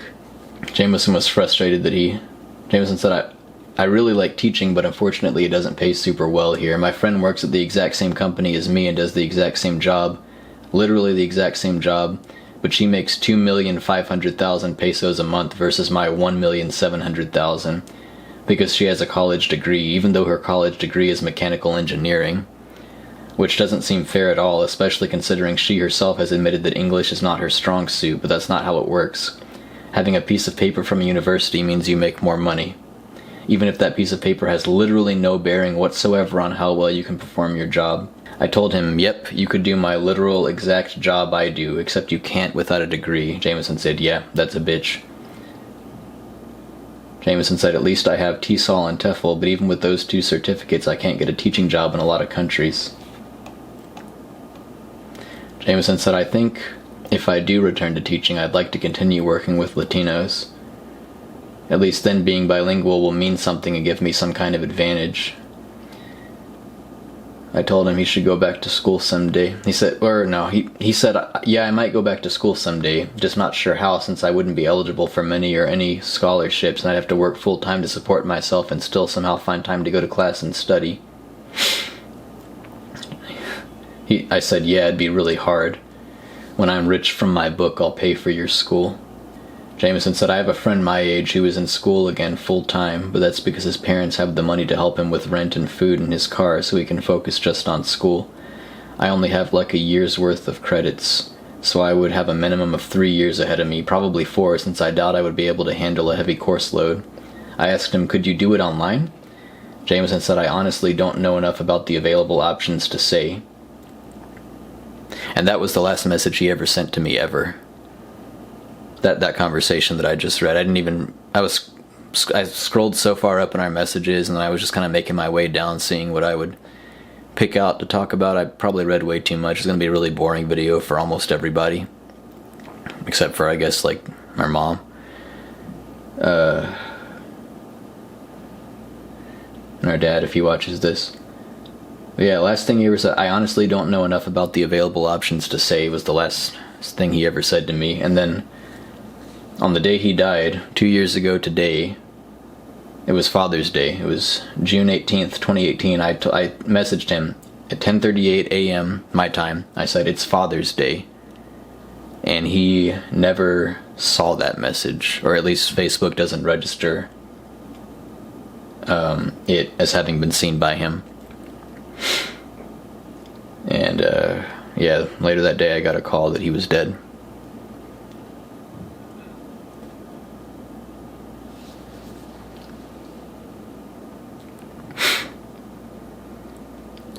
It's gonna be long. It's gonna be a long video. I wanted to record this in my room because some of the worst stuff that he told me about was just him being alone in his room, probably, or just whatever room he was in when he was doing drugs. Yeah, that's about all I got. This was meant to be a video just kind of deep diving into some of the really horrible stuff he had told me, and I did that, and then I did a lot more than I expected I was going to. Okay.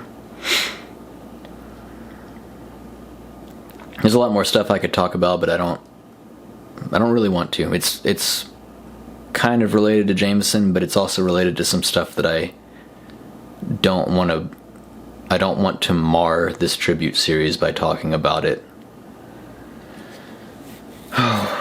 I literally prayed to God as I was walking home from school today to remove some of the anger from my heart. I didn't want to taint this video with it, so I'm gonna leave it here.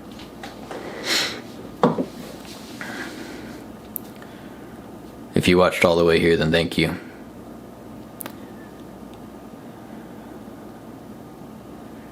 A year ago I had episode 17 of this series, and now here today I've got it's going to be 42.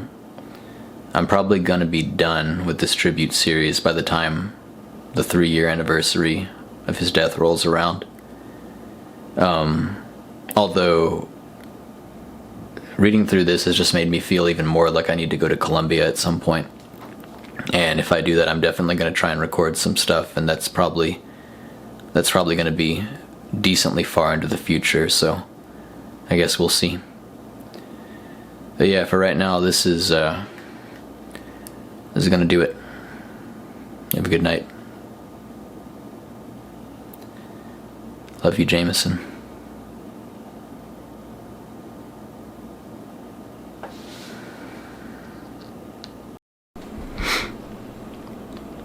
Just took the camera off the tripod. I was actually breaking all my stuff down. I transferred the video files onto my PC to start editing. I'd put the blinds back down because I don't need it to let the light in anymore. There's no light. Ordered some Sunsu apple chicken because I'm not going to have time to cook or anything tonight because I just have to get straight to editing. I was just about done and I was putting the camera stuff away and I was getting ready to turn my old S2 off. Scrolled down to the bottom of our messages and I found something that I wanted to end on after all. So, when I was going through a really bad time in my life, August 20th, 2014, Jamison texted me, "There are no cats in America and the streets are paved with cheese." I said, "I was thinking of texting you an update about my life the other day, but decided it'd just be pointless complaining. Glad to hear from you, though." And Jamison responded back about 14 minutes later and said, "The last rays of the setting sun are refracting into patches of a million different colors between the goddamn pitch black storm clouds, and holy shit, it's pretty."